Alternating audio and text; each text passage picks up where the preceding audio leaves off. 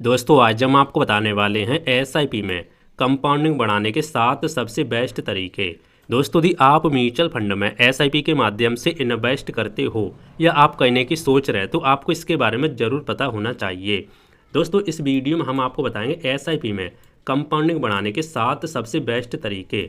यदि आप इनका इस्तेमाल करते हो और आप हर महीने छोटे छोटे अमाउंट से भी एसआईपी करते हो, जैसे 100 रुपये हर महीने या तो 500 रुपये हर महीने, तो भी आप आने वाले समय में एक बहुत ही बड़ा फंड बना के तैयार कर सकते हो। दोस्तों ये पावर होती है कंपाउंडिंग की और एसआईपी की। तो दोस्तों आज की इस वीडियो में हम आपको इस टॉपिक के बारे में A to Z जानकारी देने वाले हैं ताकि आपके सारे डाउट क्लियर हो सके और आपके अच्छे से समझ में आ सके कि एसआईपी में कंपाउंडिंग बढ़ाने के 7 कौन से बेस्ट तरीके हैं। तो आइए दोस्तों शुरू करते हैं आज के वीडियो और इस टॉपिक के बारे में स्टेप बाय स्टेप डिटेल्स में समझ लेते हैं, बिल्कुल आसान भाषा हिंदी में। तो आइए दोस्तों समझते हैं। दोस्तों सबसे पहला जो हमारा तरीका है वो है जितनी जल्दी हो सके एसआईपी शुरू करें। जी हाँ दोस्तों, कंपाउंडिंग का सबसे बड़ा दोस्त होता है समय, इसलिए जितनी जल्दी हो सके आप एसआईपी शुरू कर सकते हैं। आइए इसको एक एग्जांपल के माध्यम से समझते हैं। फॉर एग्जांपल मान के चलते हैं व्यक्ति ए है, उसकी उम्र 25 साल है, ठीक है, और उसने 5,000 रुपये हर महीने एसआईपी शुरू कर दी। अवधि उसने रखी 30 साल, यानी उसने 30 साल तक यहाँ पे एसआईपी चलाई और औसत रिटर्न उसे 12% का देखने को मिला। तो उसका फंड कितना बनेगा आइए समझते हैं। तो दोस्तों उसका जो फंड बनेगा ना वो लगभग यहाँ पे 1.75 लाख के आसपास बनेगा, यानी 1,75,00,000 के आसपास यहाँ पे फंड बन जाएगा 5,000 रुपये हर महीने एसआईपी से। और वो यहाँ पे 25 साल का है और भाई साहब 30 साल तक एसआईपी जारी रखता है और उसको 12% का रिटर्न देखने को मिलता है। तो वो लगभग यहाँ पे 1,75,00,000 का फंड बना के तैयार कर देगा, ठीक है। अब दोस्तों बात करें व्यक्ति बी की, ये कितना बना लेगा। तो इसने भाई साहब एसआईपी शुरू की थी उम्र 35 में, यानी इसने की थी 25 में और इसने की थी 35 में, ठीक है। यानी बी ने यहाँ पे ए से 10 साल बाद एसआईपी शुरू की थी। इसने भी यहाँ पे 5,000 रुपये हर महीने इन्वेस्ट किए और देखो दोस्तों अब ये जो अवधि है ना ये 30 साल तक एसआईपी नहीं चला पाएगा क्योंकि इसकी उम्र काफ़ी ज़्यादा हो चुकी है, इसलिए 20 साल तक ही एसआईपी चला पाएगा। चलाने को आगे चला सकता है, लेकिन क्या होता है रिटायरमेंट की बात कर रहा हूँ, ठीक है। 35 साल पे स्टार्टिंग की थी, 30, 40, 50 यानी 55 साल तक, ठीक है। और इसका जो फंड बनेगा ना भाई साहब 50 लाख ही बनेगा क्योंकि इसने यहाँ पे 10 साल लेट एसआईपी शुरू की थी। इसलिए आप देख सकते हैं दोस्तों 10 साल से यहाँ पे कितना बड़ा फर्क आ चुका है, कहाँ 50 लाख कहाँ 1,75,00,000, ठीक है। दोनों में आप अंतर देख सकते हैं। इसलिए दोस्तों यदि आप कंपाउंडिंग का जादू देखना चाहते हैं तो ये जितनी जल्दी हो सके आप एसआईपी शुरू कर दीजिए क्योंकि आपके पास आगे टाइम काफ़ी ज़्यादा होता है, इसलिए, ठीक है। तो पहला दोस्तों हमारा ये होता है स्टेप। अब दोस्तों बात करते हैं दूसरा आपका क्या होता है कंपाउंडिंग बढ़ाने का तरीका। दूसरा कौन सा? दूसरा दोस्तों होता है एसआईपी कभी बंद ना करें। जी हाँ दोस्तों, ये भी काफ़ी अच्छा हो सकता है। जैसे बहुत से लोग मार्केट गिरने पर एसआईपी रोक देते हैं, यही सबसे बड़ी दोस्तों गलती होती है।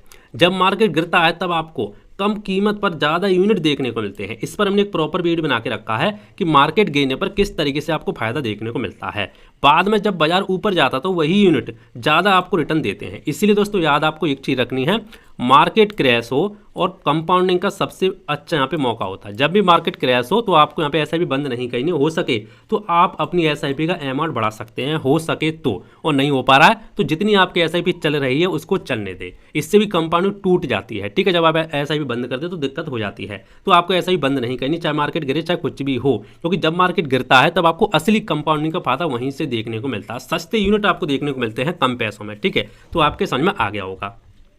दोस्तों तीसरा कौन सा हमारा तरीका? तीसरा कंपाउंडिंग बढ़ाने का तरीका है हर साल स्टेप अप एसआईपी करें। जी हाँ दोस्तों, हर साल आपको स्टेप अप एसआईपी करनी चाहिए। क्या होती है ये दोस्तों? ये होती है कि आप अपनी जो भी इन्वेस्टमेंट करते हैं उस पर कुछ परसेंट, ठीक है, कुछ परसेंट के हिसाब से, या तो आप उस पर कुछ अमाउंट के हिसाब से, कोई पैसा हो सकता है 50, 100 कितने भी हो सकते हैं, वो आप यहाँ पे बढ़ा सकते हैं, इंक्रीज कर सकते हैं हर साल या तो 6 महीने बाद अपने हिसाब से। जैसे हमने यहाँ पे एक एग्जाम्पल के माध्यम से समझाने की कोशिश करूँ, यदि आप अपनी इन्वेस्टमेंट का हर साल 10% बढ़ाते हो तो देखो पहले साल जो आपकी एसआईपी को मान लो अपने 5,000 से स्टार्टिंग की तो पहले साल 5,000 होंगे, दूसरे साल आप 5,000 इन्वेस्ट नहीं होंगे हर महीने, अब होंगे 5,500 रुपये। क्यों? क्योंकि भाई साहब आप यहाँ पे 10% अपनी इन्वेस्टमेंट पे हर साल बढ़ा रहे हैं, तो 5,000 का 10% 500 हो जाएगा, ठीक है। और आपके यहाँ पे 500 रुपये बढ़ जाएगा। इसी तरीके से तीसरे साल हो जाएगा 6,000 रुपये। इसी तरीके से हर साल आपका इन्वेस्टमेंट बढ़ता रहेगा। ऐसा हर साल 10% बढ़ाने से 20-30 साल बाद आपकी फाइनल राशि सामान्य एसआईपी की तुलना में काफ़ी ज़्यादा हो जाएगी। इस पर हमने एक प्रॉपर वीडियो बना के रखा है, सिंपल एसआईपी और स्टेप अप एसआईपी के बारे में अंतर बता के रखा है। तो अधिक जानकारी के लिए आप उस वीडियो को जाकर देख सकते हैं। तो दोस्तों यदि आप कंपाउंडिंग तेजी से बढ़ाना चाहते हैं तो तीसरा तरीका है कि आपको हर साल अपनी स्टेप अप एसआईपी करनी चाहिए, टॉप अप एसआईपी करनी चाहिए। दोस्तों चौथा तरीका है कंपाउंडिंग बढ़ाने का, वो है लंबे समय तक निवेश करें। जी हाँ दोस्तों, इससे भी काफ़ी अच्छा आप कंपाउंडिंग बढ़ा सकते हैं। कंपाउंडिंग पहले 5 से 10 साल में धीरे धीरे काम करती है, लेकिन 15 से 20 साल के बाद इसका असर तेजी से दिखने लगता है। और यदि आपका लक्ष्य बड़ा है तो कम से कम 20 से 30 साल तक यहाँ पे निवेश करने की कोशिश करें, ताकि कंपाउंडिंग का आप यहाँ पे असली फायदा उठा सकें। तो आपको कोशिश ये करनी है, लंबे समय तक एसआईपी को चलाना है, तभी आपको कंपाउंडिंग का असली फायदा देखने को मिलता है। दोस्तों पांचवा तरीका है कि सही इक्विटी म्यूचुअल फंड चुनें। जी हाँ दोस्तों, आपको सही इक्विटी म्यूचुअल फंड की कैटेगरी चुननी है। जैसे अगर आपका लक्ष्य 15 से 20 साल या उससे अधिक है तो अच्छी इक्विटी म्यूचुअल फंड लंबे समय में बेहतर रिटर्न दे सकता है। देखो दोस्तों, म्यूचुअल फंड की 3 मोस्ट पॉपुलर कैटेगरी होती है। कितनी? 3। पहली होती है दोस्तों इक्विटी म्यूचुअल फंड, ठीक। दूसरी होती है डेट म्यूचुअल फंड, और तीसरी होती है हाइब्रिड म्यूचुअल फंड, और एक और हो जाती है इंडेक्स फंड, ठीक है। वो एक इंडेक्स फंड हो जाता है अलग, इसलिए हमने यहाँ पे 3 रखी हैं: equity mutual fund, debt mutual fund, hybrid mutual fund.